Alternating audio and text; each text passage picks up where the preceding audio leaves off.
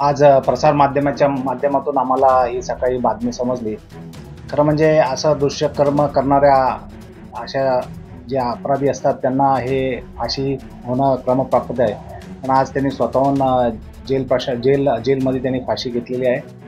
मला वाटतं हा त्या कुटुंबाला, त्या मुलीला जिच्यावर हा अतिप्रसंग झाला, तिला हा न्याय मिळाल्यासारखंच मला असं वाटतं. हे असे कृत्य करणारे जे गुन्हेगार आहेत, त्यांना एक सबक असला पाहिजे, की तुम्ही जर असं कृत्य केलं तर निश्चितपणे तुम्हाला फाशी मिळणार.